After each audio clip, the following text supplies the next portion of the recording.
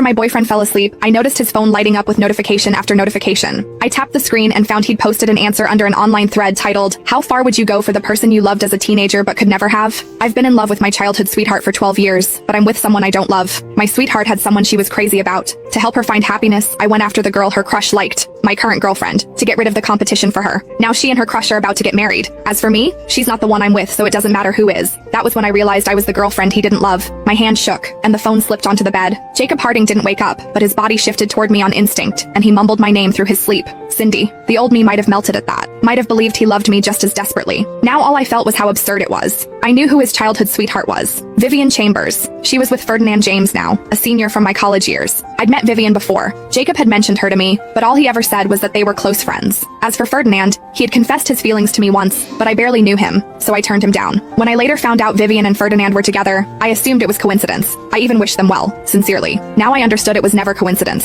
It was a game Jacob had engineered from the start, and I was just an expendable NPC in it. I took a deep breath and kept scrolling through the post. It was a detailed chronicle of every memory he had of loving Vivian in secret. I knew I loved her from the time I was 10, but she never once looked at me that way. Of course I didn't want to see her with someone else, but I couldn't stand watching her hurt even more, so I chose to let her go. When she got rejected and locked herself in her room crying for 3 days, the hatred I felt was unbearable. I hated that the person she loved wasn't me. I hated that someone as good as her had to suffer that kind of rejection. But the person I hated most was my current girlfriend, for so effortlessly taking away everything she wanted. So I decided to help her. I went after my current girlfriend, and the plan was to break up a year later. Only now did I understand why his eyes always carried something I could never read when he looked at me. But he'd been so good to me, so impossibly good that I never had a single reason to doubt him. Our 1-year anniversary was a week away. I'd been happily planning how to celebrate it, how to make the day special. I thought I'd surprise him. I thought it would make him happy. It never occurred to me that all of it was a lie from the very beginning, a scheme, something closer to revenge. The comment section was full of reactions. Have some shame. How do you even have the nerve to post this? What did your girlfriend ever do to deserve a piece of trash like you? Leave her alone. Others saw it differently. He didn't cheat on her, didn't mistreat her. What's so terrible about that? Am I the only one wondering? If he loved his sweetheart for so many years and never made a move, how come his girlfriend was so easy to win over? Jacob had replied to that comment. With the person you love, you can only tread carefully. You're terrified of saying the wrong thing. You can't bring yourself to hurt her. But with my girlfriend, it was just a game of calculated affection points. Throw in a few special tactics when needed, and of course it was easy. If anyone's curious, I can share some of the special methods I used. The comments section, predictably, begged for details. Jacob replied below. It's simple, really. Figure out what she needs most. Before I made my move, I spent a long time doing research. My girlfriend grew up in a single-parent household.